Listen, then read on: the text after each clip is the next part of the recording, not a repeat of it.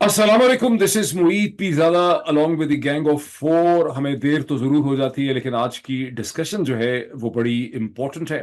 आप ऐसे बहुत से लोगों ने महसूस किया होगा कि अज़्म इस्तेहकाम के ऑपरेशन का शोशा छोड़ने के बाद उस पर जिस तरह से हम में से चंद लोगों ने रिएक्ट किया, उसके बाद जिस तरह से तहरीक इंसाफ ने, ANP ने, मौलाना फजल रहमान की जमात ने और जमात इस्लामी ने उस पर अपना रद्द-ए-अमल दिया। और खैबर पख्तूनख्वा की चारों बड़ी सियासी जमातों ने, सबसे बड़ी पाकिस्तान तहरीक इंसाफ, उसके बाद मौलाना फजल रहमान की जमात, ANP, एमल वली खान की जो तकरीर थी सेनेट के अंदर वो बहुत ही नोटवर्दी थी। देखा देखी उनके जमात इस्लामी हाफिज नईम रहमान ने भी इसे रद्द कर दिया। और उसके बाद अब शहबाज शरीफ साहब की हुकूमत डिफेंसिव पे चली गई है। अब से चंद घंटे पहले प्राइम मिनिस्टर शहबाज शरीफ साहब की जो स्टेटमेंट सामने आई है वो ये है कि असल में अज़्म इस्तेहकाम एक इंटेंसिफाइड, ज्यादा फोकस, इंटेलिजेंस बेस्ड ऑपरेशन यानी IBOs ही होंगे। मैं ये समझता हूं कि ये ब्लॉगोस्फीयर की, हम लोगों की बहुत बड़ी कामयाबी है, सियासी जमातों की बहुत बड़ी कामयाबी है कि उन्होंने इस फैशिस्ट हुकूमत को डिफेंसिव पे डाल दिया। पाकिस्तान के मौजूदा डिफेंस मिनिस्टर जनाब ख्वाजा आसिफ साहब की भी स्टेटमेंट आई है कि तहरीक इंसाफ और बाकी सारी जमातों को इस पे कॉन्फिडेंस में लिया जाएगा। यही वो चीज है जो इमरान खान की तरफ से सामने आई थी, जब अली अमीन गंडापुर ने अडयाला जेल में इमरान खान से मुलाकात करने के बाद जेल के बाहर खड़े होकर कोई तकरीबन 17-18 मिनट की प्रेस टॉक की। उसमें उन्होंने कहा कि इमरान खान ने कहा है कि जब तक हमें इसकी ब्लैक एंड व्हाइट डिटेल्स नहीं मिलेंगी, कौन सा ऑपरेशन, कहां का ऑपरेशन, कैसे का ऑपरेशन, हम इसको सपोर्ट नहीं कर सकते। उसके बाद खैबर पख्तूनख्वा के चीफ मिनिस्टर के बोलने के बाद उनके जो स्पोक्स पर्सन थे जनाब बैरिस्टर सैफ, उन्होंने कैटेगोरिकली इस पे पोजीशन ली। मौलाना फजल रहमान के बाद उनकी जमात की ऑफिशियल पोजीशन भी सामने आई, जमात इस्लामी के बाद भी ऑफिशियल पोजीशन सामने आई, ANP की भी ऑफिशियल पोजीशन मियां इफ्तिखार साहब की शक्ल में सूरत में आई। हुकूमत डेफिनेटली तौर पर डिफेंसिव पे गई है। ये मीडिया की, सोशल मीडिया की, पाकिस्तान का मीडिया तो बिल्कुल नहीं बोला, लेकिन सोशल मीडिया की और सियासी जमातों की बहुत बड़ी कामयाबी है। तो मेरे साथ इस वक्त मौजूद हैं जनाब वजाहत साहब भी, मेरे साथ मौजूद हैं डॉक्टर शहबाज गिल, मेरे साथ मौजूद हैं जनाब साबिर शाकिर। और सबसे पहले चूंकि डिफेंस के मैटर्स हैं और वजाहत की इसमें एक एक्सपर्टीज पाई जाती है, मैं चलूंगा वजाहत की तरफ। वजाहत, आप इस पूरी सिचुएशन को कैसे देख रहे आदाब, अस्सलाम वालेकुम। उम्मीद है सब खैरियत से होंगे एंड हैं? Good back on the gang of four. मेरा ख्याल है कि हैशटैग फ्लॉप ऑप जो है वो इस वक्त ट्रेंड कर जाना चाहिए, क्योंकि ये जो लोग कहते थे कि इमरान खान यूटर्न मारता है, यूटर्न इन्होंने मारी है। एक ऑपरेशन को अब विजन कहने लग गए हैं। मतलब ये 48 घंटों के अंदर इतना बड़ा फ्लॉप। देखें, अगेन ऑपरेशन तो चलते आ रहे हैं मुईद, हम्म। ऑपरेशन ऑनगोइंग है। क्या आपको ईमेल आई थी कि रद्दुल फसाद खत्म हो गया है या जरबे अज़्ब खत्म हो गया है? नहीं, क्योंकि हर ऑपरेशन का अपना एक AOR होता है, एक ऑब्जेक्टिव होता है, एक टाइमलाइन होती है।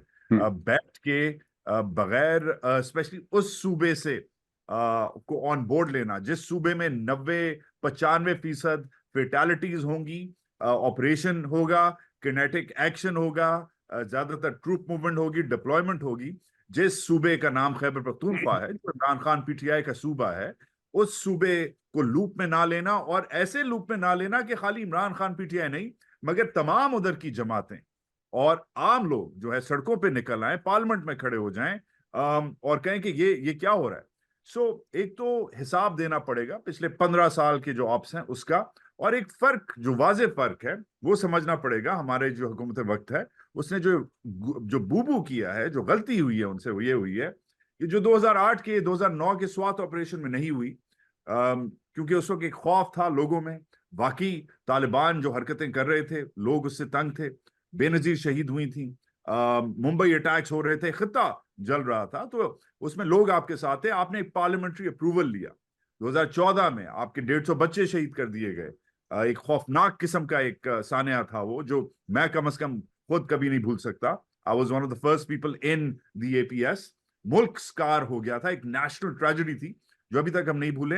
पार्लियामेंट में तरमीम की गई, नेशनल एक्शन लेकिन प्लान वजाहत, बनाया, if I play the devil's advocate, वो ये कह रहे हैं, वो ये कह लोग सकते आपके हैं, साथ थे। इस बार सवाल बनता है कि इस बार लोग आपके साथ क्यों नहीं है लेकिन वो ये मुई? कह रहे हैं ना कि जी हम पे चाइनीज इंजीनियर्स पे, हम पे चीन का बड़ा दबाव है। चीन के जो भी आए थे कम्युनिस्ट पार्टी के सीनियर इंटरनेशनल डिपार्टमेंट और इंटरनेशनल डेवलपमेंट के उनके जो हेड थे, उन्होंने आके इन पे दबाव दिया कि देखें चाइनीज इन्वेस्टर जो है वो इन्वेस्टर करने से शाय अवे कर रहा है। इससे पहले प्रेसिडेंट शी जिनपिंग ने मुलाकात करते हुए उनसे कहा कि आपके यहाँ सिक्योरिटी जो है वो होनी चाहिए चाइनीज बिजनेसेस के लिए। तो एक्सक्यूज है उनके पास, आप उस पे कैसे, मतलब if I play the devil's advocate के भी हमारे पास कैसे, how do you respond to that? Excuse खाली चाइनीज के लिए नहीं है यार, एक्सक्यूज तो आम लोगों के लिए भी है। जब से 2020 से जब से अफगानिस्तान को तालिबान ने संभाला है, डबल डिजिट एस्केलेशन हुई है फेटालिटीज में, ट्रिपल डिजिट एस्केलेशन हुई है इवेंट्स में।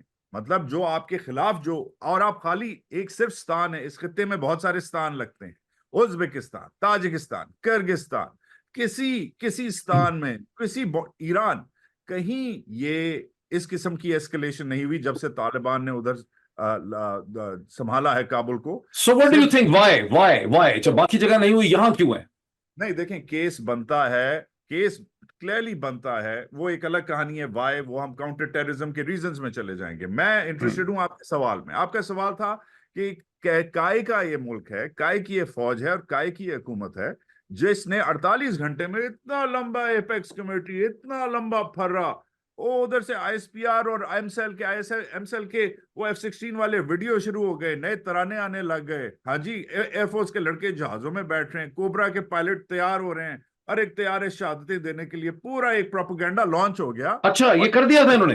हाँ हाँ, और 48 घंटे के अंदर तराने शराने बांध गए, जिनको ठेका आईएसपीआर ने देना था दे दिया, music videos etcetera.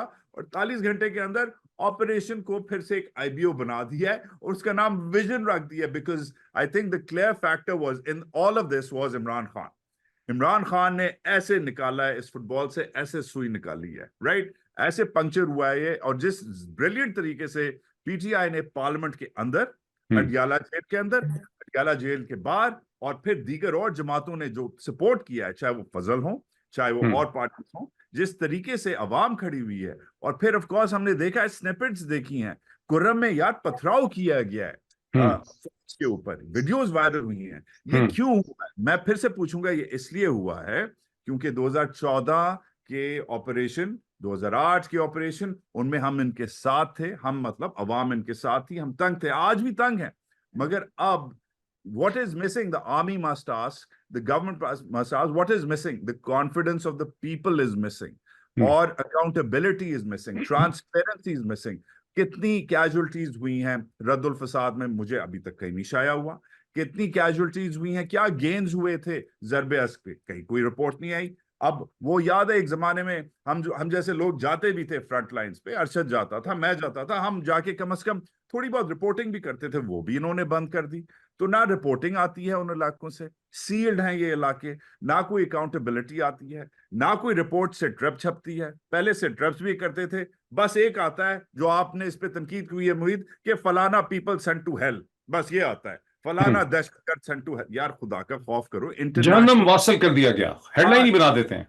Unbelievable, unbelievable. वो मतलब गुजर खान की उर्दू में जो ये लिखते हैं, वो सिट प्रेस रिलीज इशू करते हैं। हाँ, वो अंग्रेजी में मतलब ये समझते हैं कि दुनिया चलाएगी है। Dispatch to hell, my god, I mean किस किस्म की स्टेटमेंट्स हैं? ये डिस्पैच ये टू हेल। ये एक वॉर्टेक्स में स्टक हैं, इस वॉर्टेक्स में, और इस वॉर्टेक्स में ये टोन डेफ हुए हुए हैं। इन्हें समझ नहीं आ रही कि मुल्क इनके साथ नहीं है। काउंटर इंसर्जेंसी और काउंटर टेररिज्म, इस जंग के दो एस्पेक्ट्स हैं। और आप कोई भी किताब उठा लें, कोई भी किताब उठा लें, जरूरी नहीं है कि वजाहत खान की रिपोर्टिंग आप सुने, मगर ये खुद कहते रहे कि जब तक इन दोनों, ये इंडिया मुकाबला पाकिस्तान की जंग नहीं है, हमारे देखने वालों को समझना पड़ेगा। काउंटर इंसर्जेंसी और काउंटर टेररिज्म में आपको लोगों की सपोर्ट चाहिए। जिस गांव में, जिस शहर में, जिस जिले में आप लड़ रहे हैं, उसमें उन लोगों की सपोर्ट चाहिए। इसलिए इंडिया आज तक कश्मीर को फतह नहीं कर सका, क्योंकि लोग उसके साथ नहीं हैं। और इसलिए पाकिस्तान बलूचिस्तान को, खैबर पख्तूनख्वा को स्टेबलाइज नहीं कर सका, क्योंकि लोग उनके साथ नहीं है। और इसलिए अमेरिका अफगानिस्तान को फतह नहीं कर सका, क्योंकि लोग उनके साथ नहीं थे, स्टेबलाइज नहीं कर सका।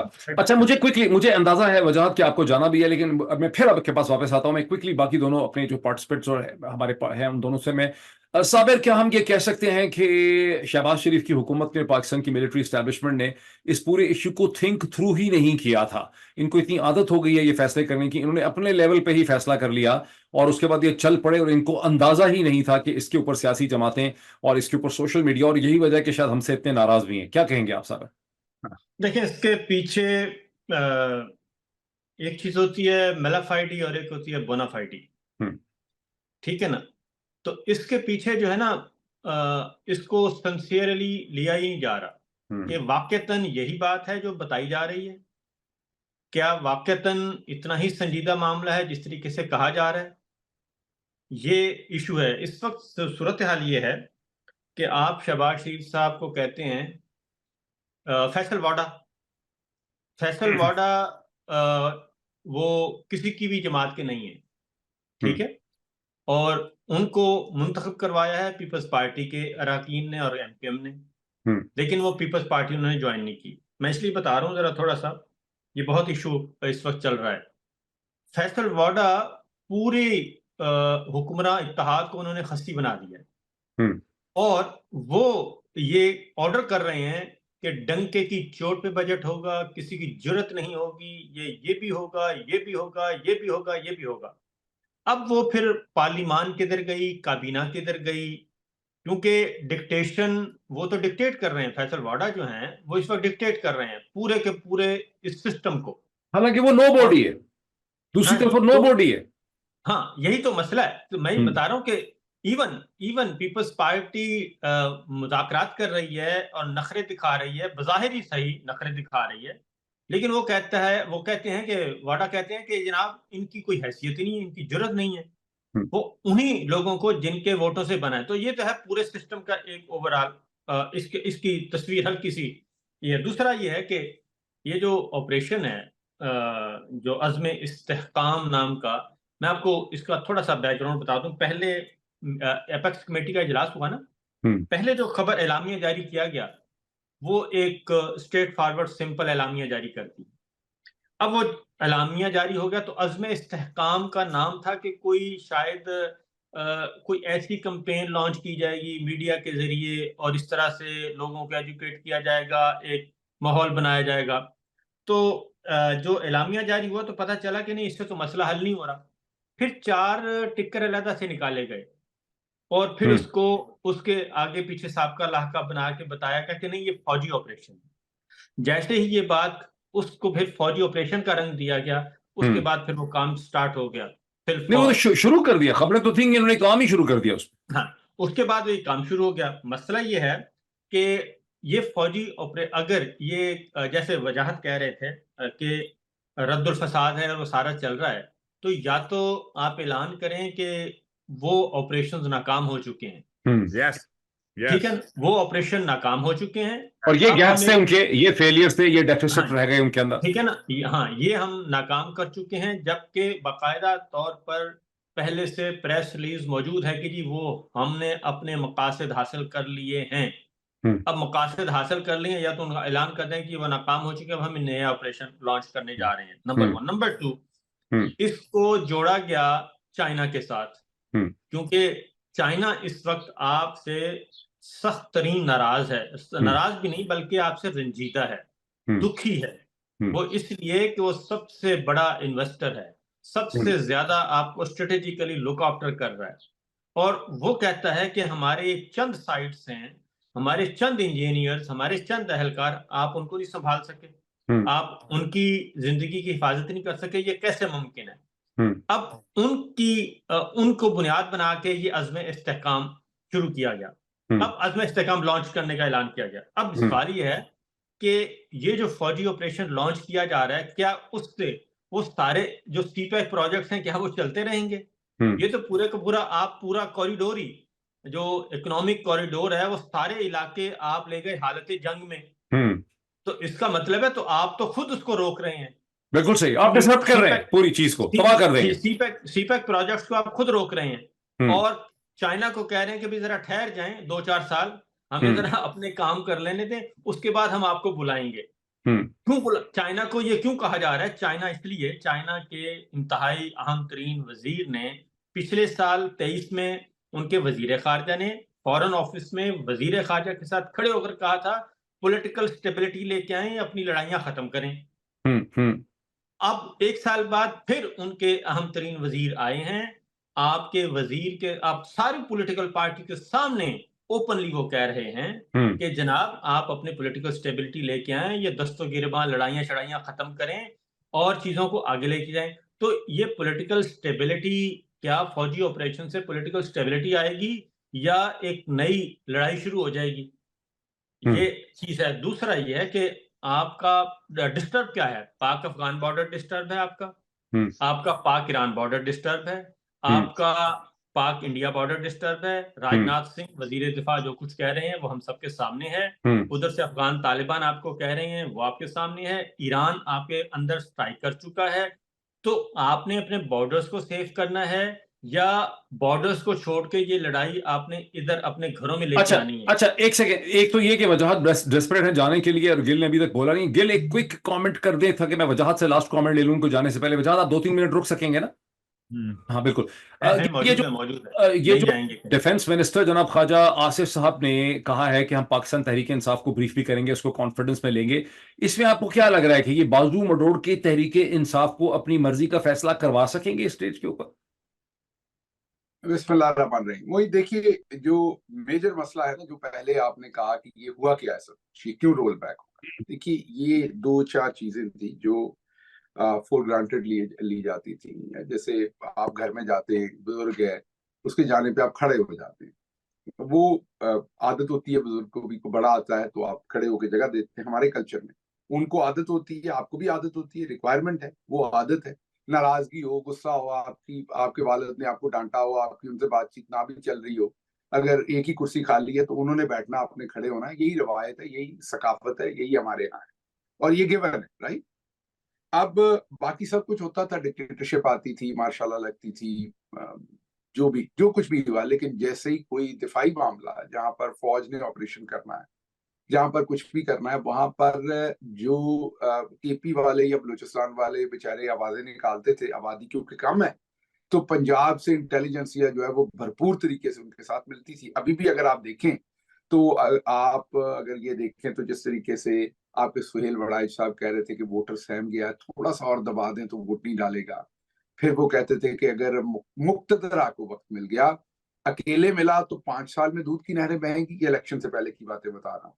और अगर नवाज शरीफ और उनकी सेटलमेंट होगी तो 10 साल में नहरें बहेंगी और मुल्क बदल जाएगा। और इमरान खान खत्म शुदा है। जितने भी खत्म शुद कहने वाले, जितने भी, आपको सवाए सलीम साफी के, इक्का दुक्का गलती तो उधर से भी हो ही सकती, केपी वालों से भी, आपको ज्यादातर उनमें से 90% ये खिदमत पंजाब वाले अंजाम देते नजर आए। कोई भी हो, मैं आपको भी पंजाब में गिनता हूँ। मीन आपका मतलब अगर वो कश्मीर से है, वो भी नहीं, मेरी माँ तो पंजाबी स्पीकिंग है यार।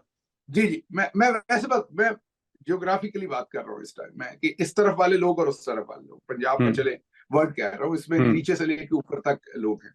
तो इसमें हामिद मीर साहब भी आप देखें कि वो एक ही सांस में इधर तनकीद करते हैं, मेरे मोहतरम है, लेकिन साथ कहते हैं 2018 में इमरान खान को भी ऐसे लाए। तो ये वो स्ट्रेटजी है, ये एग्जैक्ट स्ट्रेटजी है एस्टेब्लिशमेंट की पिछले 76 साल की, कि हमने ये साबित करना है कि सब गंदे हैं, सब सियासतदान नंगे हैं, सब करप्ट है, सब इनकम्पिटेंट है, सबको हम लाए।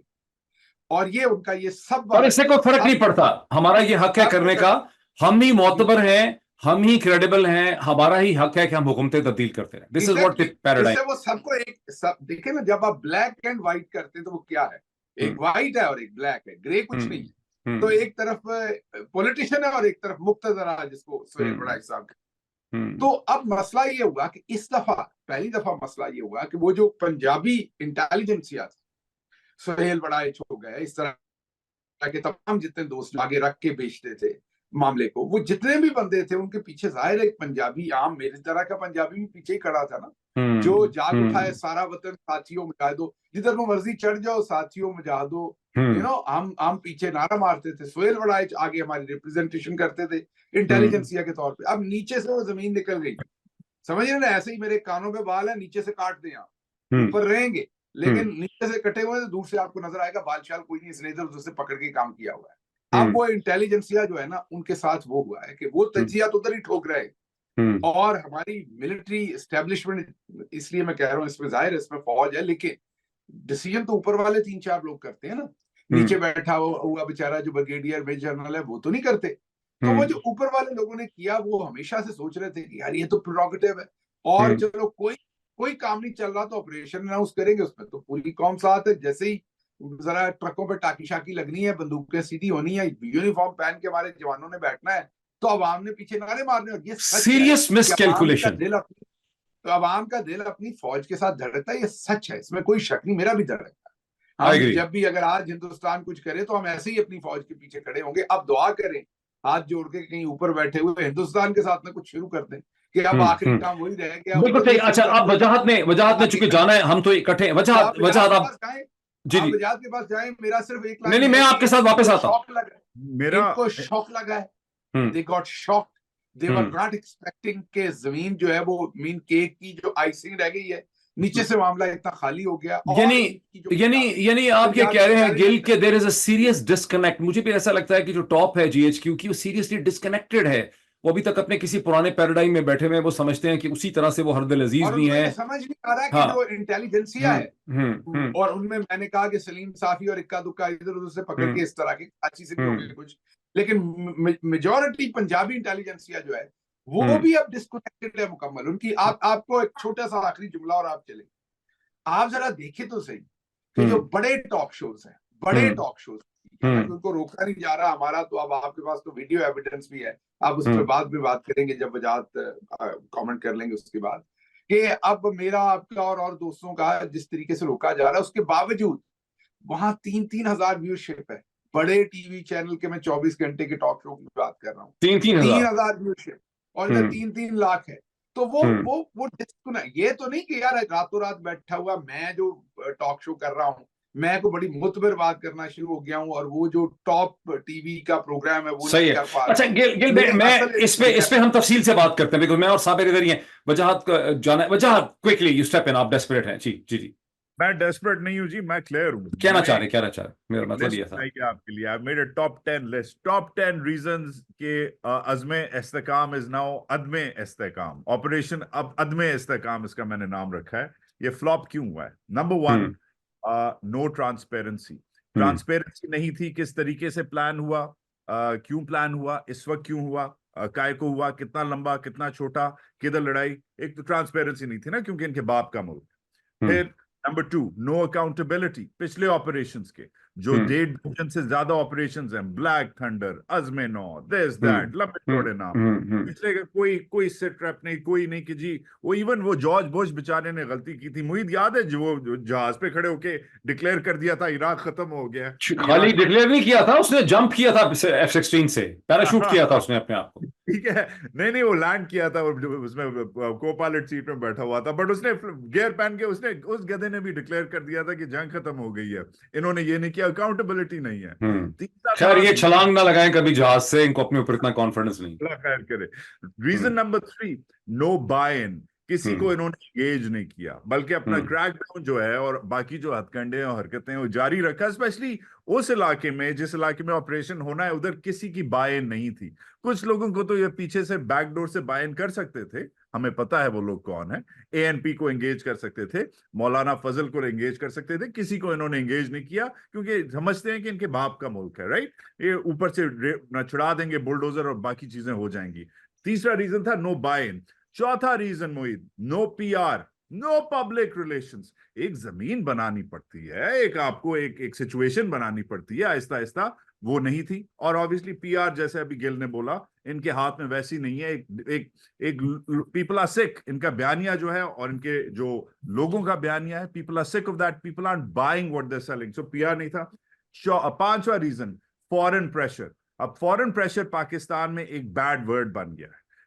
2000s में इसे एक अमरीकी ऑप समझा जाता था, जो ये था।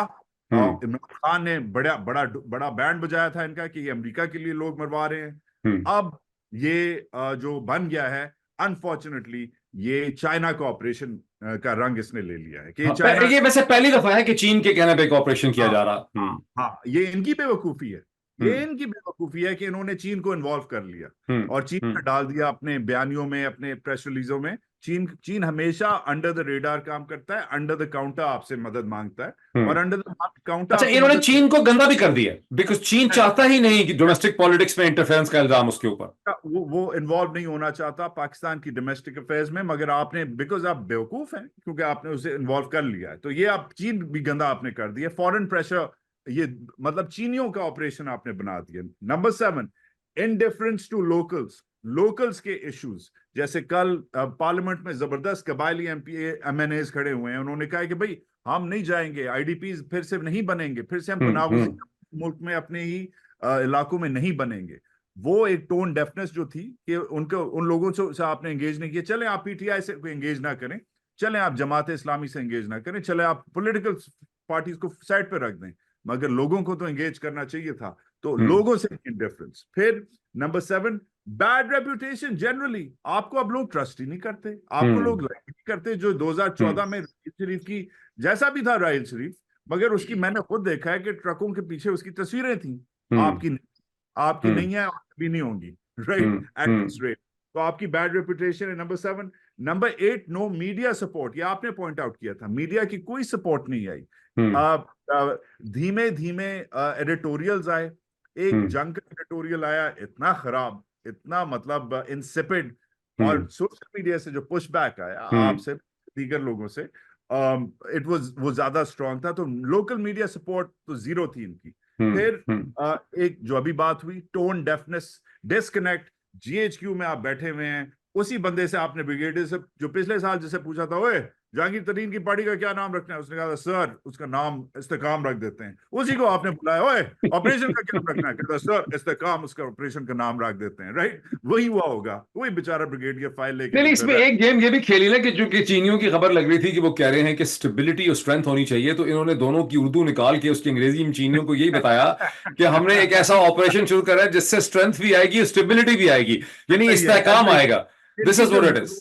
फिरोजुल लौगात इनकी हो गई है, वही इनकी 1988 वाली जौला की शहादत वाली इनकी फिरोजुल लौगात है। अभी तक वही एडिशन है, अपडेट नहीं हुई इनकी। मगर आखिरी reason number 10, Mohit Pirzada, Sabir Shakir and Shahbaz Gill, I will leave you with this. Reason number 10 that this operation is a fail is Imran Khan. Imran Khan ने पार्लियामेंट से बाहर, पार्लियामेंट जेल से और खैबर पख्तूनख्वा के अवाम को वजाहत, एक मिनट रुक जाए, साबिर का कमेंट ले लें। जी साबिर, जी साबिर।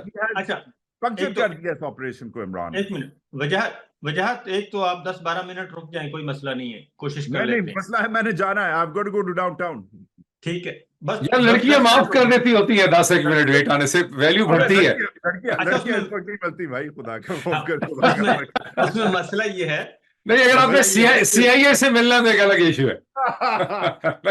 नहीं, वो तो घर आते हैं, ये खिड़की से लाग मार के, या लड़की सीआईए में काम करती है। बात ये है, इस वक्त जो इस वक्त एक डॉक्यूमेंट मौजूद है, और वो ऑफिशियली डॉक्यूमेंट है पंजाब के बारे में, और वो दफा 144 नाफिज की हुई है मरियम सरकार ने, और उन्होंने कहा है पूरे सूबे में दहशतगर्दी का शदीद तरीन खतरा है, किसी किस्म की कोई एक्टिविटी नहीं हो सकती, 6 से ज्यादा लोग कहीं भी जमा ना हो। नंबर 4 तो ठीक है, पूरे पंजाब में 4 सर, 4 दफा 144 चलें, 4 कर लें हम, ठीक है सर। एक बात, दूसरी बात यह है कि मैं आप ऑन द रिकॉर्ड बता रहा हूं कि अभी तक सिर्फ एक सूबे में एपेक्स कमेटी ने नेशनल एक्शन प्लान बनने से लेके आज तक सिर्फ एक सूबे में काम नहीं हो सका। एपेक्स कमेटी ने काम नहीं किया नेशनल एक्शन प्लान की तरह, वह सूबा पंजाब। अब जनरल बाजवा साहब हमें बताते होते थे सबको इज्तिमाई तौर पर कि हम लेके जाते थे कि जनाब पंजाब में ये काम हो रहा है और ये तंजीमें हैं, इनके खिलाफ कार्रवाई करें, और इसहाक डार साहब के जरिए, इन सब के जरिए जाते होते थे, और वापस हमें जो जवाब मिलता था, इसहाक डार साहब बताते थे, राना सनाउल्लाह साहब के, जी इससे हमें सियासी तौर पे बहुत ज्यादा नुकसान होगा अगर हम इन तंजीमों के खिलाफ कोई काम करेंगे या इनको बैन करेंगे। तो आज वही बात मियां इफ्तिखार साहब ने कही है कि 70 से ज्यादा कलदम तंजीमें इस वक्त पंजाब में हैं, तो अगर काम करना है तो पंजाब में किया जाए और उस तरफ का किया जाए। Very good point, very good point. अच्छा, ये पंजाब का point Sabir, I let you take this forward. मेरे जो 10 पॉइंट्स हैं इस पे मैं होप करूंगा आप तीनों बहस करें। जाते वजाहत क्विकली 2 मिनट में ये मुझे बता दें कि इसको कैसे एक्सप्लेन करेंगे जीएचक्यू अपने इंटरनल भी डिस्कोर्स में कि 21 असैसिनेशन अटेम्प्ट्स और हमले कत्ल जो हैं वो इंडियंस क्लेम कर रहे हैं, उसका क्रेडिट ले रहे हैं। चले आप कहते हैं ब्रिगेडियर हमजा को उन्होंने नहीं मारा, ठीक है, उस पे कोई रिस्पॉन्स नहीं है स्ट्रक्चरल लेवल पर कि वो ग्रुप्स आखिर एक्टिव है ना, वो मिलिटेंट्स जो लोगों को कत्ल कर रहे हैं। एक नहीं आप कह रहे कि हमने, जो सबसे अच्छा अभी तक आया है इस पे टेक आई है, सबसे मैच्योर टेक आई है, वो एक्चुअली सेनेटर मुशाहिद हुसैन साहब की आई है। अब उनको जो लोग कहें ना कहें, मुझे तो वो बहुत सुलझे हुए आदमी लगते हैं, हालांकि कोई वो शक है नहीं है। में हालांकि वो है पीएमएल नून में, मगर वो इसको बड़े बिग पिक्चर एनालिसिस उनका जो आया है, उन्होंने 3 चीजें बोली हैं। एक उन्होंने बोला है, और ये पीएमएल नून का सेनेटर है, मगर उस बात में वजन है, कहता है एक तो इसमें पीटीआई की बाय इन चाहिए और अफगानिस्तान की बाय इन चाहिए, क्योंकि जंग दोनों तरफ होनी है, नंबर 1। उसके बगैर सीन नहीं है, नंबर 1। नंबर 2, पार्लियामेंट की बाय इन चाहिए, क्योंकि वही वैसी चाहिए जैसे स्वात और 2014 के ज़रबे अज़्ब के उसमें हुई थी। जब तक लोगों की बाय नहीं होगी, नहीं होगा। इन ये 2 बाय इन चाहिए। और तीसरी चीज कि इंडिया का इसमें ना भूलें आप, इंडिया का भी एक रोल है, और इंडिया से एक ही मैकेनिज्म रह गया है जो एससीओ है, जिसका रैट्स मैकेनिज्म, जो रीजनल एंटी टेरर जो उसका मैकेनिज्म है, क्योंकि इंडिया भी इस वक्त आपके मुल्क के अंदर बंदे मरवा रहा है, मगर आपके जो लीडर हैं वो इंडिया से तिजारत करने की एससीओ क्या, जो चाइनीज है उसका जो है? हाँ, अच्छा ठीक है। तो कह रहे हैं कि उधर भी जोर दें। ये खाली पाकिस्तान बमुकाबला तालिबान नहीं है, ये पाकिस्तान बमुकाबला इंडिया भी मसला पड़ता है। तो आपको बैनुल अक़वामी तौर पे इंडिया को भी इंगेज करना पड़ेगा। बड़ा मैच्योर तरीका है। और अगेन बिकॉज आपने बना ये दिया है तालिबान पाकिस्तान ये वो, इट्स अगेन इनकी जो टोन डेफनेस है वो अगर थोड़ा सा ये निकलें, थोड़ा सा अपने दफ्तरों से निकलें, थोड़ा सा मरगला की पहाड़ियों से निकलें, और हमें गोल्फ खेलना कम करें। हाँ, गोल्फ खेलना कम करें तो मोहित बड़ा फर्क पड़ेगा। Mohit, thank you. Sorry Shahbaz, sorry Sabir, I got to go, I really got to go. I'll miss you guys, but take it forward and I'll watch you guys online soon. और अगली थैंक बारी you Wajahat, thank you and wish you all the best with your girlfriend. plural girlfriend. Bye. Bye. Doctor Shahbaz Gill, coming to you. मैंने आपसे जो पिछला सवाल पूछा था, अब जाहिर है कि ये क्या करेंगे, मतलब जरा इसको हम लॉजिकली देख लें, रैशनली देखिए। मैं एक चीज की क्लैरिफिकेशन देना चाहता हूं अपने तमाम सुनने वालों के लिए। को हमें दहशतगर्द बना दिया गया, हमारे पीछे गंडासा लेके पड़े हुए हैं, मतलब हर वक्त नए केसेस हमारे ऊपर बना रहे हैं। इस वक्त सूरत हाल ये है कि हमारे चैनल्स की बफरिंग कर रहे हैं। मुझे तो लोगों ने वीडियोस बना के भेजी हैं कैसे मोहित पीरज़ादा के चैनल पे पहले कंप्लेन ओरली आ रही थी, अब ये भी है कि वीडियोस हैं कि जब क्लिक करते हैं तो वहां पे बफरिंग शुरू हो जाती है 10-10, 15-15 मिनट। साथ ही फिर वीडियो बनाने वालों ने दिखाया कि कैसे जब दूसरे चैनल्स पे वो क्लिक करते हैं जो पाकिस्तान के अंदर चैनल्स हैं तो फौरी तौर पे चल पड़ती है वीडियो, और ये यानी उसमें इंटरनेट की स्पीड का इशू नहीं है।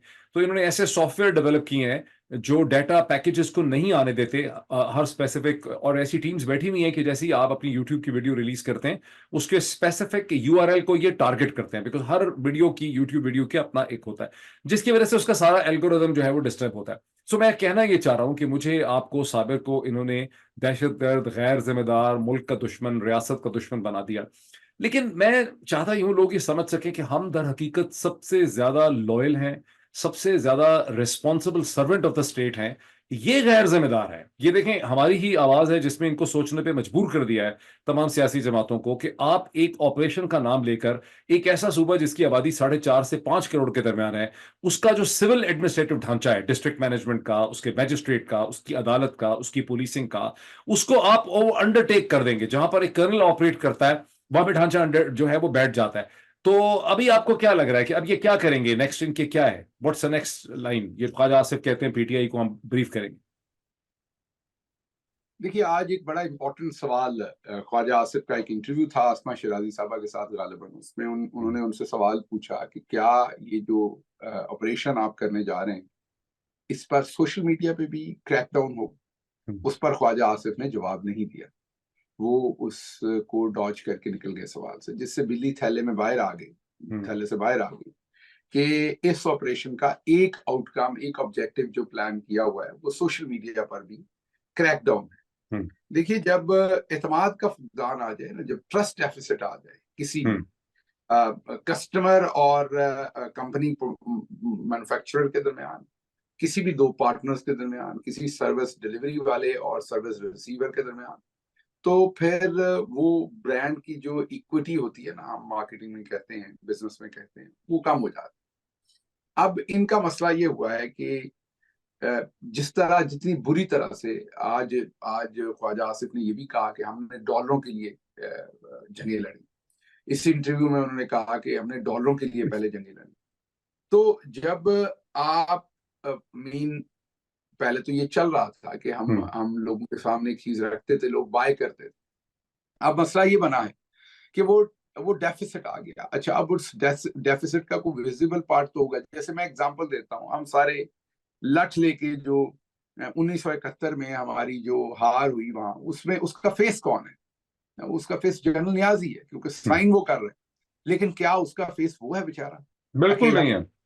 वो अकेला उसका फेस नहीं है, वो तो वहां बैठा हुआ है, वो तो पकड़ा गया वहां पर, या उसको जो भी हालात पड़े उसने साइन किए। मैं डिफेंड नहीं कर रहा, उसने गलत किया, नहीं करने चाहिए थे, लेकिन कहने की बात यह है कि वो तो फेस है ना उसका।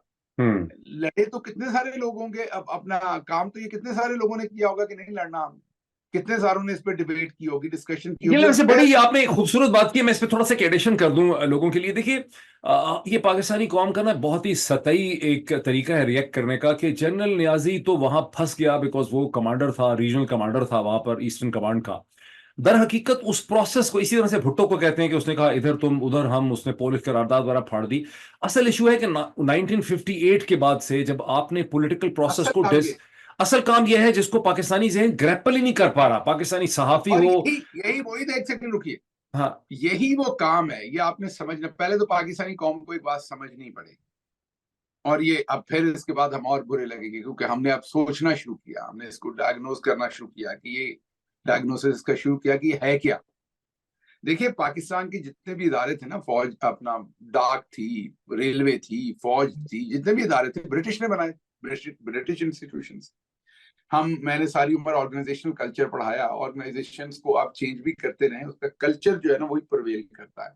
अनलेस आप सारे लोग ही बदलते हैं, सारा तरीका वारदात ही बदलते हैं, and it takes several decades. वो सेवरल डेकेड्स लगा के हमने ब्यूरोक्रेसी में, रेलवे में, डाक में, हमने काफी सारा अपना कल्चर इनकलकेट कर दिया। लोग भी बदल दे, करप्शन, सब कुछ।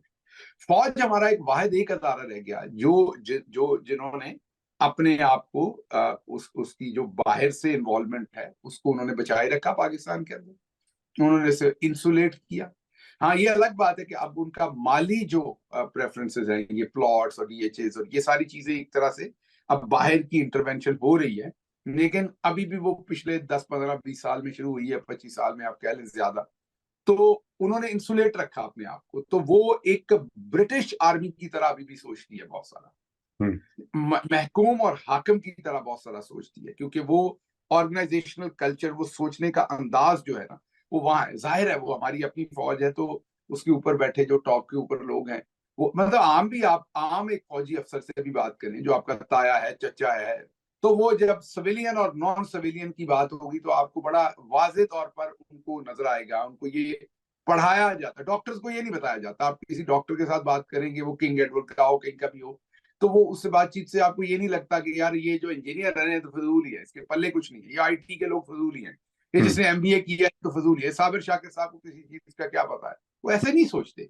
आप किसी भी personalities could be different, of course exception, but by and large आप डॉक्टर्स के साथ बैठे, इंजीनियर्स के साथ बैठे, हाईली स्किल्ड लोग हैं, मैं इसलिए बात कर रहा हूँ, आप बैंकर्स के साथ बैठे, तो वो तरह आपको फील नहीं आएगी। लेकिन एक आप सेकंड जी, मैं सर एक वीडियो रिकॉर्डिंग के अंदर हूं, मैं भी आपको थोड़ी देर में कॉल करता हूं। मैं वीडियो रिकॉर्डिंग के अंदर हूं, लाइव वीडियो रिकॉर्डिंग में, मैं आपको कॉल करता हूं थोड़ी। Thank you.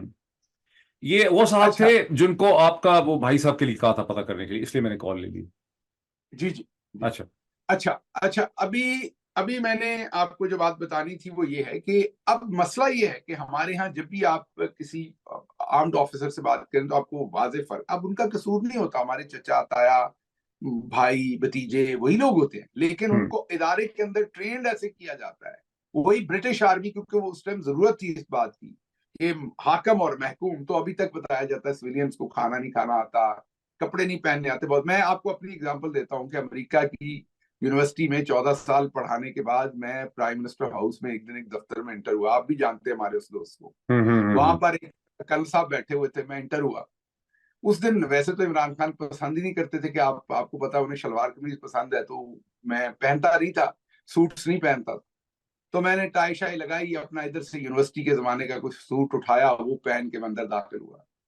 तो जो कर्नल साहब मेरी इंफॉर्मेशन के मुताबिक सिर्फ जिंदगी में चाइना गए थे एक दफा, मैं, बड़े मोहतरम आदमी, अच्छे आदमी, वैसे वो बड़े ज़हीन आदमी थे, इसके अलावा मीन क्रिएटिविटी थी उनमें, बड़ी जबरदस्त आदमी थे। लेकिन उन्होंने गुस्से ही कहा कि डॉक्टर साहब सूट अच्छा नहीं है, टाई इसके साथ जच नहीं रही, आपको पता नहीं है टाई कैसे इसके साथ सेट करनी है। तो आपने, तो मैं हंस पड़ा।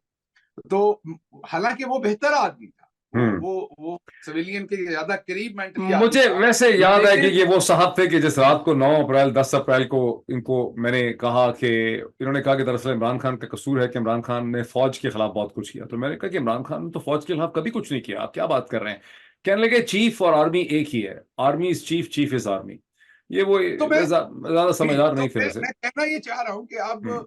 उस तरह का बेहतर आदमी, मैं बेहतर आदमी कह रहा हूँ, बेहतर इंसान, तो आप सोचें जो बेहतर नहीं होगा वो दूसरों के बारे में, तो ये उनका कसूर नहीं है, वो हमारे भाई हैं, हमारे दोस्त हैं। मैंने जैसे अभी भी जिक्र करते हुए, it's a sense of ownership, हमने इकट्ठे काम किया हुआ, इट्स लाइक अब मैं नहीं ये समझता, बात करते हुए आप गौर कीजिए कि वहां पर कोई मेजर है, कर्नल है, ब्रिगेडियर है, तो मैं एसएपीएम था, तो मैं प्राइम मिनिस्टर का मशीर था, तो वो जो पाकिस्तान के अंदर टिपिकल हायरार्की है उसमें मैं उधर हूँ, दूसरा नहीं। we think like, क्योंकि यही मेरी एज एन एकेडमिशियन मेरी ट्रेनिंग ही है कि वी वर कोलीग्स, राइट। लेकिन आप ये देखें कि जो चले मुझे नहीं भी अकल होगी, तो मैंने university of Illinois Urbana champagne में किसी मार्क वॉल्टर्स को, किसी और को कोई सूट शूट पहनते देखे होंगे दाएं बाएं स्टूडेंट्स को, तो को पता चल गया होगा। तो लेकिन ये वो माइंडसेट है जो वहां पर उस माइंडसेट की वजह से अब पहली दफा हुआ ये है कि लोगों ने सोचना, क्योंकि उसको इतना इस्तेमाल कर लिया हमने, इतना इस्तेमाल कर लिया, और जब वही कार्रवाइयां हमने अपने सिविलियंस के ऊपर भी कर दी, तो वो सब कुछ जो है वो। अच्छा, मैं अगर स्पेसिफिकली इस टॉपिक पे आऊं और साबिर को भी, देखिए साबिर, मुझे ऐसा लगता है कि जो टॉप की कमांड थी जीएचक्यू की, जनरल साहिबान की, उनके जहन में यह है कि हमें कैसे पॉपुलर होना है, कैसे हमें एजेंडा शेप करना है, ये डाइवर्जन करनी है जो इस वक्त एक लोगों में इस्तराब है। और वो एक समझते हैं कि अगर हम एक जंग की सूरत हाल पैदा कर दें, ये जंग अफगानिस्तान से भी हो सकती है, ये जंग बॉर्डर पे हिंदुस्तान के साथ भी हो सकती है, और ये ज़रबे अज़ब की तरह का, जिस तरह पहले दहशतगर्दों के खिलाफ एपीएस के बाद एक ऑपरेशन किया गया जो बड़ा पॉपुलर था, या कराची का ऑपरेशन पॉपुलर था।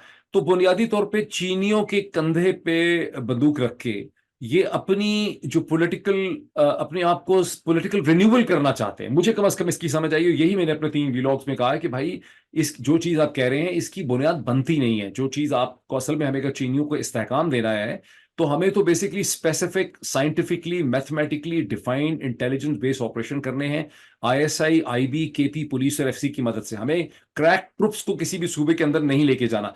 लेकिन ये समझ नहीं रहे। मुझे ऐसा लगता है कि टॉप जो है मिलिट्री हाई कमांड की, वो ग्राउंड रियलिटीज के साथ टोटली डिस्कनेक्ट हो चुकी है, बिकॉज उनके आगे पीछे जितने भी अफसरान हैं वो सब अच्छा है सर, बिल्कुल ठीक है, as you said sir, sir sir it will be done, वो इस तरह के चक्कर, उनको फीडबैक ही नहीं मिल रहा नीचे से।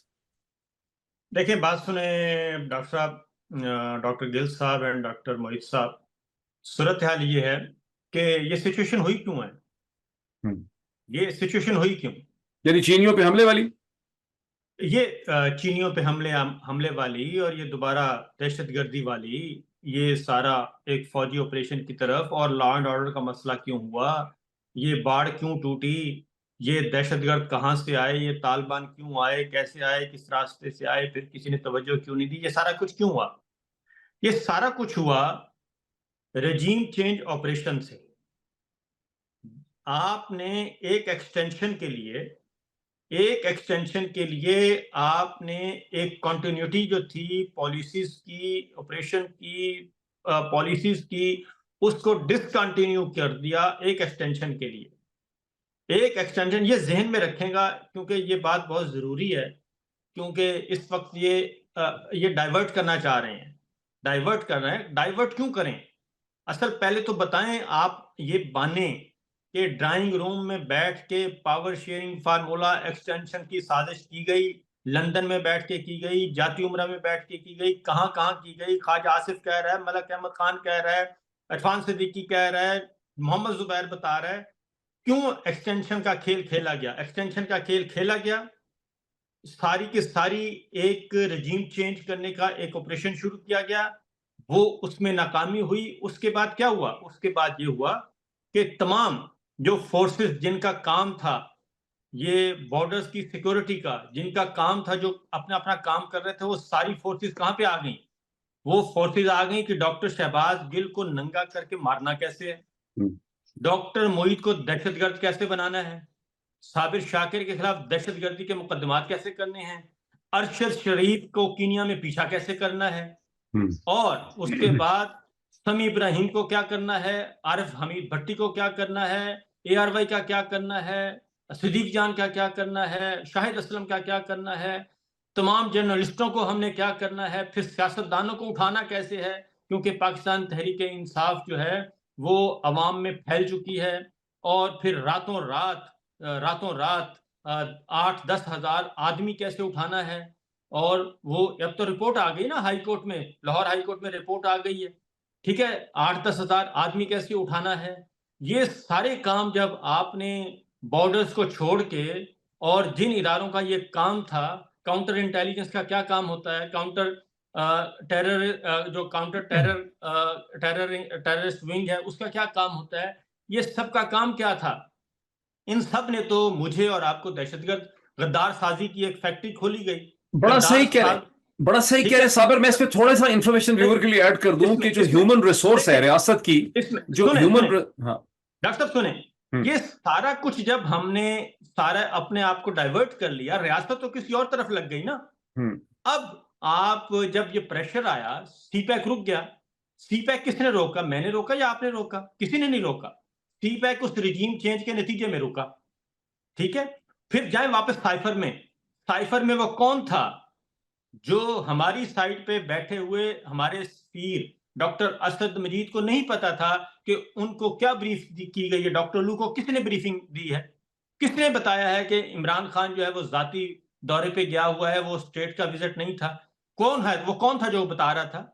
डॉक्टर असद मजीद को नहीं पता, ब्रिगेडियर जो मिलिट्री अताशी उसको नहीं पता। वो हैरान हो रहे हैं कि ये बातें क्या कर रहे हैं, वो कौन था ये। इसलिए ये कभी अज़्म इस्तेहकाम, कभी इस्तेहकाम पाकिस्तान पार्टी, कभी कुछ, इन सारी चीजों को छोड़ के उस बुनियादी किरदार का पता चलाया जाना चाहिए।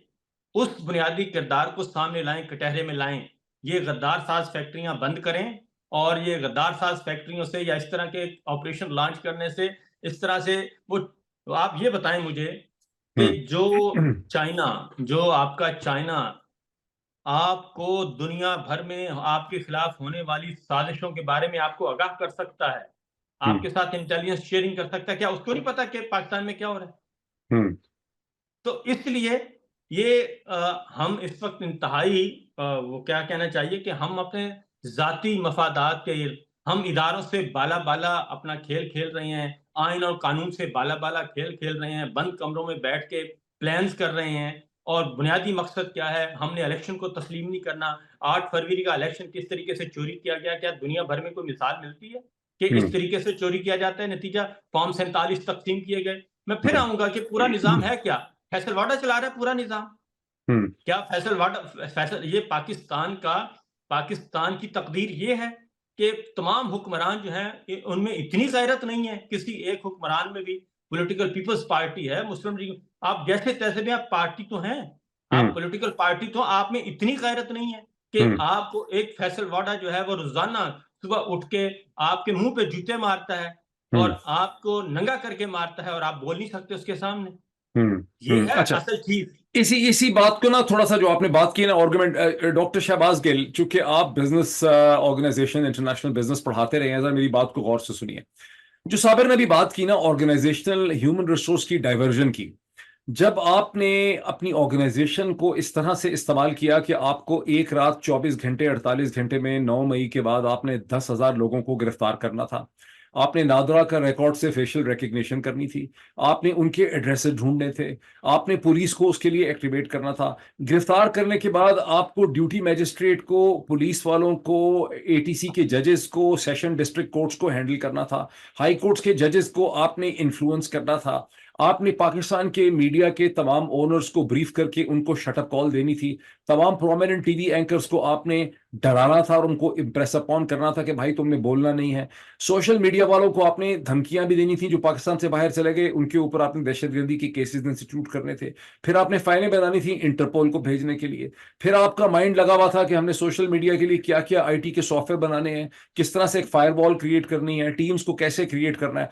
तो आपका तमाम तर जो ह्यूमन रिसोर्स पोटेंशियल था, ISI का, IB का, पुलिस का, डिस्ट्रिक्ट मैनेजमेंट का, नादरा का, उसको आपने इन तमाम तमाम अपने जाती सियासी मकासद में खर्च कर दिया, डाइवर्ट कर दिया। उसके नतीजे में हिंदुस्तान को वो स्पेस मिली कि उन्होंने आपके यहाँ 21 असैसिनेशन अटेम्प्ट्स कर दी, जिसका मकसद ये था कि आपके ही एसेट्स को उन्होंने आपकी ही धरती और सरजमीन में कत्ल करके बाकी आपके तमाम एसेट्स को उन्होंने ये मैसेज दिया कि तुम पाकिस्तान के अंदर भी गैर महफूज हो, तुम बच नहीं सकते। ठीक है, दूसरी तरफ से मिलिटेंट्स को किसी ने चाबी दी। जाहिर है कि ये पश्तून और बलोच मिलिटेंट्स को चीनियों से कोई दुश्मनी नहीं है, इनको पीछे से एक एजेंडा दिया गया। उस एजेंडे में इन्होंने खुला चाइनीज को टारगेट किया। वही आईएसआई, वही आईबी, वही सीआईडी, वही पुलिस के रिसोर्सेज जिन्होंने इन नेटवर्क्स को ढूंढना था, इनका ताकुब करना था, नादरा के सोर्सेज को यूज करना था, टेलीकॉम को यूज करना था, इनको ट्रैक करने के लिए वो सब लगे हुए हैं। शहबाज गिल, साबिर शाकिर, मोईद पीरजादा के पीछे, वजाहत सईद के पीछे।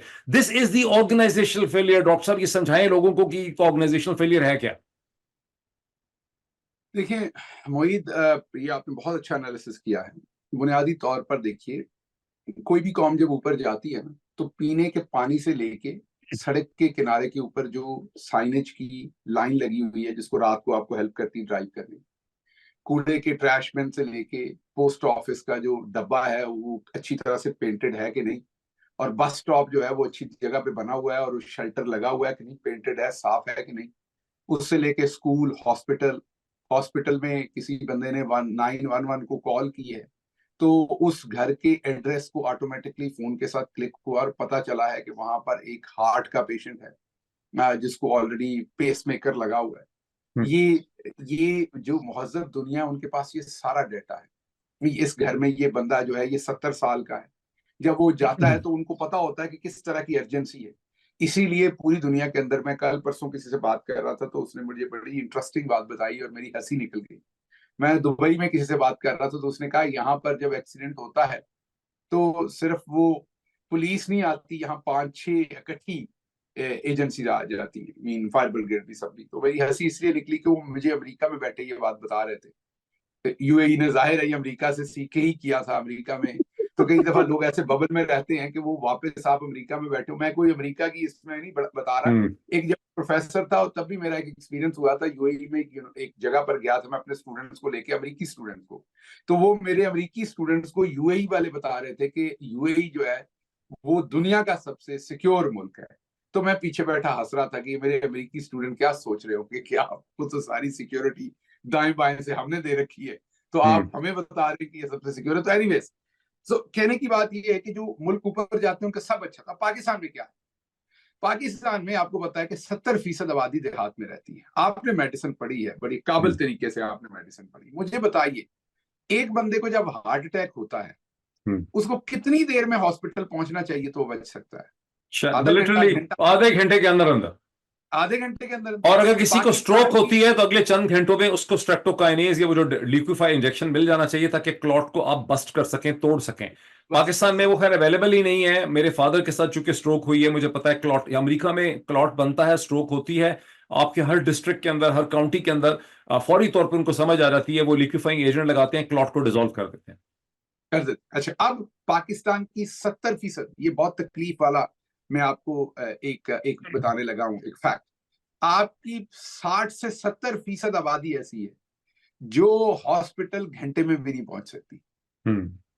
1 घंटे में भी उनके पास गाड़ी हो, सब कुछ हो, वो किसी, बल्कि 70 नहीं, उसमें से 30-40% तो ऐसी जो 3-4 घंटे में भी नहीं पहुंच सकती मुनासिब हॉस्पिटल में, शायद इससे भी ज्यादा। कि आपको मेरी बात ऐसे एक लग रही होगी ख्यालाती, लेकिन दैट इज द रियलिटी।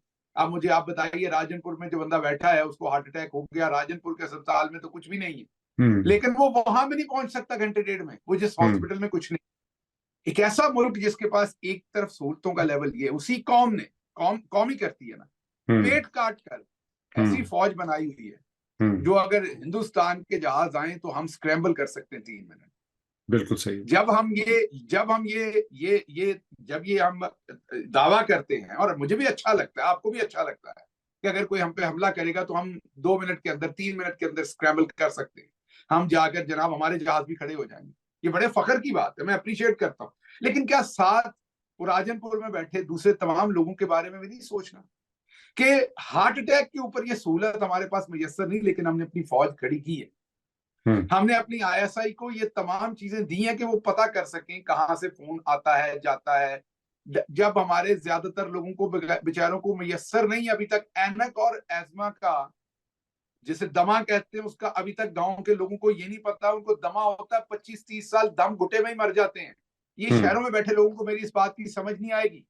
मुझे याद है जब मैं बड़ा हो रहा था तो बचपन में बहुत सारे लोग थे, उनसे जब बात करते थे वो सांस खींच के बात करते थे। मुझे याददाश्त नहीं है कि उन्होंने खुले सांस के साथ कभी मेरे से बात की हो। इसका मतलब उन्हें एस्मा का अटैक हुआ, 25-30 साल अटैक जारी रहा, तो उसी में मर गए। उनको कभी एक दफा बेंटोलिन नहीं मिली, किसी का डाइल्यूटर एक दफा नहीं मिला, एक लम्हे को उन्हें वो महसूस नहीं हुआ कि सांस खुल के भी लिया जा सकता है। उन सब ने माचिस पे बना, उस टाइम तो डालडा घी होता, वनस्पति घी होता था, उन्होंने उसी पे टैक्स दिया होगा। उस पे सब कुछ करके ये हमने अदारे बिल्ड किए। और हमारे इदारे क्या करते हैं, अपनी पूरी फोकियत जो है, अपनी पूरी जो कैपेबिलिटी है वो स्पेंड की कि आपने 10, 12, 13 हजार बंदा कैसे उठाना है। आपने क्लेवर माइंड से एक पॉलिटिकल पार्टी को, जो कि ऐसे ही है कि जैसे आप अपने आप को एक भेड़िया बना रहे हैं और उनको एक फॉक्स बना रहे हैं, आप अपना उसको एक भेड़ बना रहे हैं, शीप, तो आपने ट्रैप कैसे करना है। और ट्रैप करने के बाद आपने कहीं कप ऑफ टी पे ये देखा, बड़े उछलते थे, बड़ी जमहूरियत की बात करी, ये पैन आप उल्टा करके मारे। I this is wrong the way you think, this is wrong. उसका फिर आपने थोड़ी वक्त के लिए तो ये कर लिया, बिल्कुल कर लिया आपने। वो तमाम जो कैपेबिलिटी आपको कौम ने पेट काट कर दी थी। मैंने आपको बताया कि औरतें जो है बच्चे सड़कों, क्योंकि उनको बड़ा सही आपने एक्सप्लेन किया है। यानी ये ढांचा जो वेस्टर्न स्टाइल ढांचा है, ये लोगों ने पेट काट के। दूसरी जो है, कितने लोग हैं यकीन कीजिए कि जो किसी ट्रेंड दाई या डॉक्टर के पास पैदा हुए हैं। मतलब कि उनकी माँ ने जब उन्हें जन्म दिया है तो आधे से ज्यादा पाकिस्तानी जो है, उनकी माँ जो है वो 80-90% रिस्क पे थी, वो मर सकती थी। तो वो अल्लाह की तरफ से बच गई, क्योंकि उसके पास कोई ट्रेंड नर्स या दाई, या ट्रेंड दाई भी नहीं थी जो बच्चा पैदा करवा सके। तो कहने की बात ये कि ऐसी कौम ने, हम बड़ा ब्रैग करते हैं, हम नंबर 1 है इस पे, हम नंबर 1 है। तो देखे तो सही किसने नंबर 1 बनाया। मतलब एक अगर ब्यूरोक्रेट बन के आता है, मतलब मुझे मेरे एक अंकल लतीफा सुनाते हैं कि एक एसपी साहब बने पुलिस के, तो उनके वालिद बिल्कुल पढ़े लिखे नहीं थे। तो वो जब, आपको पता है सिविल सर्विस ट्रेनिंग में तो आप लोग भी अंग्रेजों की तरह ट्रेनिंग करते हैं, साहब बहादुर होते हैं। तो वो बाप अपने बेटे को मिलने आता था, तहमत उसने बांधी होती थी। तो वो अब बेटे से तो डरता था, बात नहीं करता था, क्योंकि बेटा उस तरह से ओनरशिप जरा सबके सामने उसे थोड़ी सी होती थी कि ये पढ़े लिखे नहीं मेरे वालिद। तो जब बेटा इर्द गिर्द हो जाता था, तो जो ऐसे ब्यूरोक्रेसी की ट्रेनिंग कर रहे थे लोग, जो थोड़े से देहाती बैकग्राउंड, तो बाबा जी के साथ बैठ जाते। तो उनमें से एक अंकल ने मुझे बताया कि हम उनको चाय पिलाते थे और उनसे पूछते थे, तो वो कहते थे कि स्वाद ना आजू जो पुत लियाकत एसपी बन के अपने शहर से लगू, बड़ा स्वाद आजू गए। अब वो बंदा अपने, तो असल बात यह है कि अगर कोई शहर में रहने वाले कमिश्नर ने, किसी कारोबारी ने, किसी जज ने अपना बेटा ब्यूरोक्रेट बनाया, तो वो बात नहीं है। ठीक है, उसकी भी बात है, लेकिन वो बात नहीं है। लेकिन अगर गांव में बैठे हुए बंदे ने अपने बेटे को डॉक्टर बनाया, प्रोफेसर बनाया, ब्यूरोक्रेट बनाया, तो उसका कंट्रीब्यूशन बहुत बड़ा है कि उसके पास तालीम नहीं थी, रिसोर्सेज नहीं थे, उसने भी ख्वाब देखा, इतनी दूर बैठ के ख्वाब देख के उसने अपनी औलाद को वहां तक पहुंचाया। तो आप को नंबर 1 ऐसे लोगों ने बनाया, अगर आप अपने आप को नंबर 1, बिल्कुल सही कह रहे हैं। अच्छा, इस डिस्कशन को ऐसे पाकिस्तानियों ने दी है और आप उन्हीं पे इस्तेमाल कर रहे हैं। बिल्कुल, मैं इसको आज आपने अजहर मशवानी और मेरे भाई को उन्हीं जिंदानों के अंदर डाला हुआ है किसी जगह पर, जो आपको कौम ने इसलिए दिए थी कि जिन लोगों ने हमारी शारक काटनी है, जो दहशतगर्द है, उनके लिए वो जिंदान बने हुए हैं, उनके लिए वो सेफ हाउस बने हुए, उनके लिए आपकी सारी कैपेबिलिटी है, जिससे आपने मेरे भाई का फोन ट्रैक किया, जिससे आपने उसकी गाड़ी गायब की, टेलीफोन गायब किया, वो सारी टेक्नोलॉजी से सब कुछ वाइप आउट किया। और अब आप पैगाम भेज रहे हैं कि आप इस काम से बाज आ जाएं तो छोड़ देंगे, ये कर लें तो छोड़ देंगे। तो मुझे ये बता दें कि मेरे भाई पे जो भी टेक्नोलॉजी और जो कुछ भी आपने इस्तेमाल किया, वो कौम ने इसलिए दिया था। तो ये आपके सोचने की बात, हम अभी भी बर्दाश्त कर रहे हैं, सब्र कर रहे हैं, अभी भी सब्र का दामन हाथ आपके साथ ये हो तो हम देखें कि आप कितना सब्र करते हैं और आप कितनी बात करते हैं। आपके साथ कोई ये करे तो फिर हम देखें कि आप क्या अपने अल्फाज के ऊपर फिर भी कंट्रोल रखते हैं, फिर भी आप आपकी बेहतरी की दुआ करते हैं, फिर भी आप कहते हैं ये हमारे हैं, हम फिर भी इनको ओन करते हैं। ये हमारा ज़र्फ भी है, ये हमारी बर्दाश्त भी है, और ये हमारी सोच है लार्जर, जो आपने शुरू में कहा था कि हम हैं वो लोग जो महबे वतन हैं, जो सोचते हैं अपने मुल्क के लिए। ये हमारा ज़र्फ सोचें कि हम अभी भी बात करते हैं, अभी भी चेहरे पर चलें झूठी सही, लेकिन चेहरे पे स्माइल रखते हैं अभी भी हम मुस्कुराहट के साथ बात करते हैं, जो कुछ ये हमारे साथ कर रहे हैं। अच्छा, अब जरा रुकें गिल साहब, मैं इसको वाइंड अप करना चाह रहा हूं डिस्कशन को।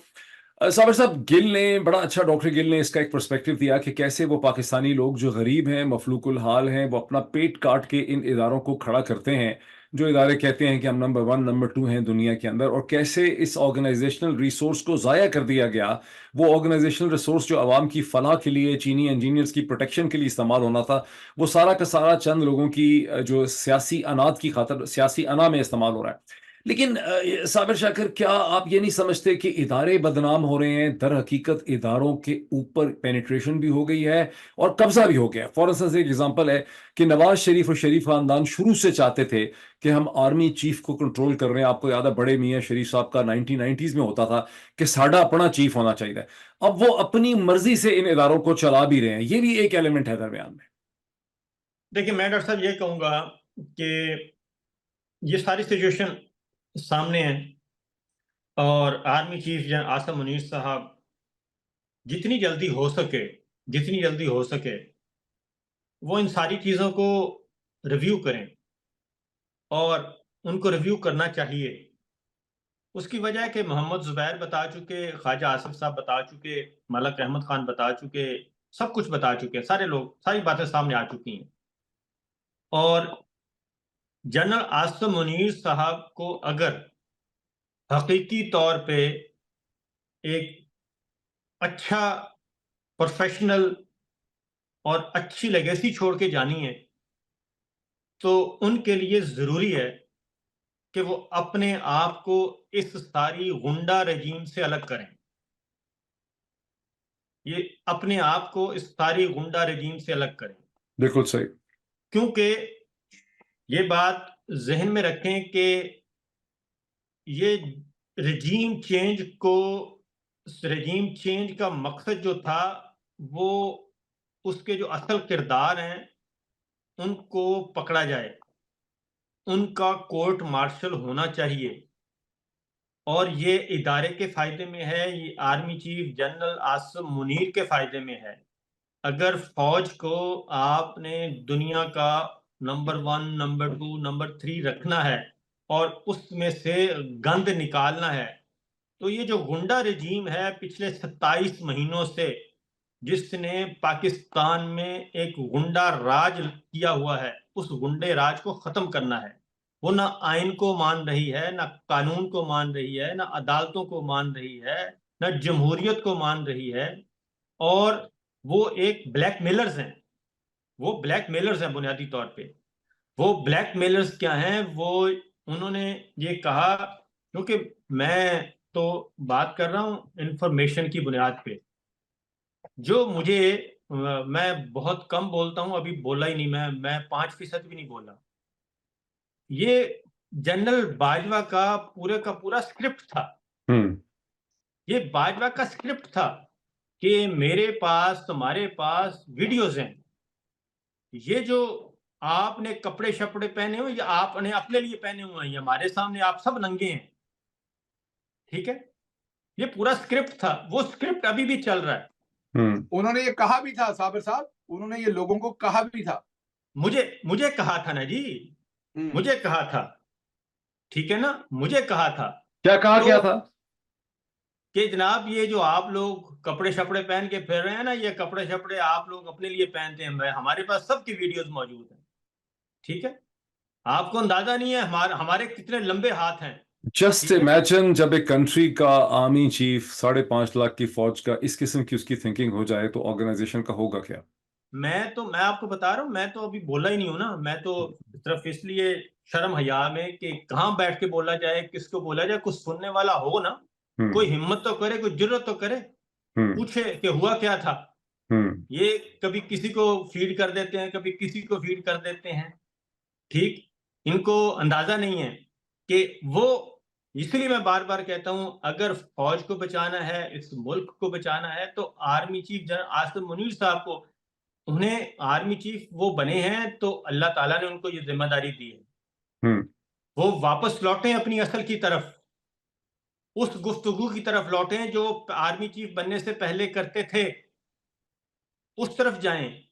और इस मुल्क को क्राइसिस से निकालें, क्योंकि निकाल सकते हैं वो। ये अगर वो ये समझेंगे कि ये हैंडीकैप, ये सारी चीजों को निकाल दें, हर चीज तो मौजूद है। उन बाजवा के आर्मी चीफ होते हुए उनकी फाइलें मौजूद थी जीएचक्यू में। ठीक है, एक इंटरनल सिस्टम होता है, ये ऑर्गेनाइजेशन वैसे नहीं है, इंटरनल सिस्टम होता है, वो इंटरनल सिस्टम काम कर रहा था। इसलिए ये आग पूरे मुल्क में लगी हुई है और इस पूरे मुल्क को हम मजाक बन चुके हैं। हम ना रहे मशरक के, ना रहे मगरब के, ना हम पड़ोसियों के रहे, ना हम किसी और के रहे। हम पूरी दुनिया में एक हमें बना दिया गया भिखारी, और उसके बाद हर चीज सामने आ रही है और सबने अपनी आंखें बंद की हुई हैं और सब खामोशी से बैठे हैं। और जो बोल रहे हैं वो, मैं कहता हूँ, जस्टिस बाबर सत्तार साहब को हिम्मत देनी चाहिए, जस्टिस जहांगीरी को, जस्टिस समन रफत को, जस्टिस वो जज अब्बास साहब को, इन ऑनरेबल जजेस जो बोल रहे हैं, इनको हिम्मत दाद देनी चाहिए कि वो सामने आ रहे हैं। लेकिन ऊपर क्या है, ऊपर काजी साहब बैठे हैं। काजी साहब ने अपनी आंखें काने बंद की हुई हैं और वो एक्सटेंशन का खेल खेल रहे हैं। वो पूरे का पूरा मुकदमा ही जो है वो अपने एक्सटेंशन के पीछे लगे हुए हैं कि मैं सरवाइव कर जाऊं। तो इदारों को तो तबाह किया जा रहा है और इस तरीके से चूंकि आपने जिक्र कर दिया काजी साहब का, ये जो इस वक्त प्रोसीडिंग चल रही है रिजर्व सीट्स के हवाले से, जिसपे ख्याल ये था कि आज हियरिंग खत्म हो जाएगी, उसको रीस्केड्यूल कर दिया गया एक आध दिन के लिए आगे। आपको क्या लग रहा है, यहां से कोई मुस्बत चीज निकल पाएगी या काजी साहब यहां पर भी वही करेंगे जैसे पहले करते चले आए? काजी साहब से तो किसी खैर की तवक्को नहीं। काजी साहब इस सारे खेल का अहम तरीन किरदार है। काजी साहब इस सारा जो खेल खेला जा रहा है, इस अहम तरीन रहीम चेंज के अहम तरीन किरदार हैं। नवाज शरीफ साहब क्यों इंतजार करते रहे? नवाज शरीफ साहब जनरल बाजवा के जाने के बाद आसिम मुनीर आ गए थे, नवाज शरीफ वापस नहीं आए क्योंकि चीफ जस्टिस उमर अता बंदयाल साहब बैठे थे। खतरा था उनको। हाँ, नवाज शरीफ साहब ने जनरल आसिम मुनीर पे एतबार नहीं किया, ये नोट कर लें। वो जनरल आसिम मुनीर पे एतबार नहीं किया उन्होंने, वो नहीं आए। वो तब आए जब काजी फाइल ईसा साहब चीफ जस्टिस बन गए 16 सितंबर 2023 को। जी, वो तब आए और वो आए और उनको फिर प्रोटोकॉल मिला एयरपोर्ट पे, बायोमेट्रिक्स वाले पहुंच गए और उनको प्रोटोकॉल दिया, रेड कारपेट, हर चीज उनके लिए। लेकिन काजी साहब के ऊपर नवाज शरीफ को इतना कंट्रोल क्यों है, वजह क्या है? आप चले जाएं हुदैबिया के दौर में चले जाएं, हुदैबिया पेपर मिल्स, ठीक है, सुप्रीम कोर्ट का वाहिद फैसला है जिसमें काजी साहब ने फैसला दे के लिखा, इसको रिपोर्ट नहीं करना, इस पे डिस्कस नहीं करना मीडिया में, ये उस फैसले का हुक्म है। तो मामला कहीं ना कहीं, क्योंकि इलेक्शन की तारीख कब देनी है? जब काजी साहब आएंगे, इलेक्शन तब होंगे। आइन बेशक टूट जाए, आइन टूट गया, पंजाब का इलेक्शन नहीं हुआ, आइन टूट गया, खैबर पख्तूनख्वा का इलेक्शन हुआ, आइन टूट गया, मरकज का इलेक्शन हुआ, 90 दिन बाद आइन टूट गया। कौन तोड़ने वाला कौन है? स्टैंप कौन लगाने वाला है? काजी साहब है। काजी साहब, ये सब काम उनकी दस्तरस में हो रहा है। अब अगर कोई बेवकूफी है जो ये समझ ले कि काजी साहब इनको रिलीफ देंगे या ये सारी महफिल उन्होंने इसलिए सजाई है क्योंकि काजी साहब तो बल्ले छीनने वाले हैं, बल्ला छीनने वाला, बल्ले निशान फैसला, वो खुद तो बेंच में बैठे हैं, फुल कोर्ट में। वो क्यों बैठे हैं? वो फैसला ही तो उस फैसले आपको पता है साबिर, जो लेटेस्ट उन्होंने प्रोसीडिंग हुई आज के दिन में, उसमें काजी साहब ने अपने आप को डिफेंड किया बिकॉज अतर मिनल्ला ने बड़ा सख्त स्टैंड लिया हुआ है। अतर मिनल्ला और मुनीब अख्तर बार बार ये कहते हैं कि बल्ला छीनने का जो डिसीजन था वहां से सारी खराबी पैदा हुई है। तो काजी साहब ने बड़े गुस्से में ये कहा है कि बल्ला मैंने छीना ही नहीं है, मैंने तो सिर्फ उनके इंट्रा पार्टी इलेक्शन के ऊपर कॉमेंट ये झूठ है ना, ये गलत है, ये झूठ है। और इसमें इंटरेस्टिंग बात ये है कि बहुत सारे गैर दानिस्ता तौर पर बहुत सारे सहाफी हजरात भी और पीटीआई के लोग भी पीटीआई के वकीलों पे चढ़ दौड़े डंडा लेके, वो देखें जी इनकी कुताही है, इन्होंने ये दरखास्त नहीं दी, इन्होंने वो दरखास्त नहीं दी। के बच्चे, ये सारा कुछ होना ही था। पीटीआई के वकला उल्टा भी लटक जाते, ये यही होना था। उसकी वजह ना कि आप वाडा साहब को सुन लेना, ना बल्ला होगा, ना बल्ले का निशान होगा, ना ये होगा, ना वो होगा। वो तो पहले से एक स्क्रिप्ट तो सारा मार्केट में फिर रहा था ना। हम माजरत के साथ हम इमरान खान की दुश्मनी में इस हद तक आगे निकल गए, इस हद तक आगे निकल गए इमरान खान की दुश्मनी में कि हमने रियासत का सत्यानाश कर दिया है। खुदकशी करवा दी रियासत की एक शख्स को खराब करने, तबाह करने के लिए। अच्छा गिल साहब, वक्त हमारा बहुत हो गया है। मैं सिर्फ क्विकली आपका लास्ट कमेंट लेके इसको खत्म करना चाह रहा हूं। इस वक्त आपको आपके पेरिस्कोप में क्या आपको नजर आ रहा है कि अगले आने चंद हफ्तों में क्या होने लगा है? क्विकली। देखिए, वही बात है जो साबिर साहब ने की है कि अब उम्मीद तो कायम रखनी होती है हर हालात के अंदर। हम यही उम्मीद कर सकते हैं कि कोई सेंस प्रिवेल करे, और सेंस अंदर से प्रिवेल करे तो फिर ही कोई बात किसी तरफ निकले। अब जब हम ये बात कहते हैं तो कई सस्ते तजियागार कहते हैं कि जी ये चाहते हैं अब इनके कंधे पे हाथ रख दिया जाए। नहीं भाई, हमारे कंधे पे हाथ ना रखा जाए, बल्कि किसी के कंधे पे भी हाथ ना रखा जाए। आइन की सेंस प्रिवेल हो, जो आईने पाकिस्तान कहता है एक दफा रीसेट का बटन हम दबा लें, उसके बाद किसने क्या करना है, किसको क्या मिलना है, वो फैसला होता रहे। लेकिन जब तक हम आइन पर वापस नहीं जाएंगे, और सच्ची बात है कि मैं तो इतनी ज्यादा ना ही नेगेटिव होता हूँ ना ऑप्टिमिस्टिक होता हूँ। मुझे होता है कि रियलिस्टिक होकर आपको आवाम को बताना चाहिए, उनका हक है कि उनको पता चले कि मैं क्या महसूस कर रहा हूँ। मैं तो जो रीड कर रहा हूँ वो ये है कि अगले चंद महीने हमारे लिए जद्दोजहद ही है, और सेंस प्रिवेल होती मुझे नजर नहीं आ रही, क्योंकि जो सोचने का अंदाज है वो यही है, और वो सोचने का अंदाज हमने 71 में देखा था। अगर सेंस प्रिवेल होनी होती तो कितने सारे तब भी जो है वो हमें कितनी बार रियलाइजेशन अल्लाह की जात ने दी थी कि हम रुक जाएं। फिर भुट्टो को जब फांसी लगाई, कितने मुस्लिम ममालिक ने रियलाइज करवाया कि यार इससे मत ना जाएं, छोड़ दें उसको, ना फांसी लगाएं। लेकिन हमने लगाई, और अदालतें भी इस्तेमाल की, अदालतों का वकार भी इस्तेमाल किया। और अब जो है, आप देखिए वही, अब मलेशियन प्राइम मिनिस्टर ने गालिबन फोन किया है शहबाज शरीफ को। अब उनको मलेशिया वाले जरा थोड़े सादा हैं, उनको पता नहीं होगा कि शहबाज शरीफ बेचारे का क्या काम। तो शहबाज तो आपको वीजे नहीं दिलवा सकता, आपको 500 बंदे को, यकीन कीजिए आपको मेरी बात, क्योंकि 500 इकट्ठा मलेशियन वीजा लेना चाहे ना तो उसमें भी ISI ने वेटिंग करनी होगी। तो शहबाज शरीफ तो अकेला वीजे नहीं आपको दिलवा सकता, क्या कर। तो एनीवेज उन्होंने भी रियलाइज करवाया है कि इमरान खान को फौरी तौर पर रिहा करें। तो अभी भी आपको हर चीज नजर आ रही है, लेकिन साबिर साहब वाली बात के नफरत में हम इतने आगे चले गए कि पूरा मुल्क हमने झोंक दिया है।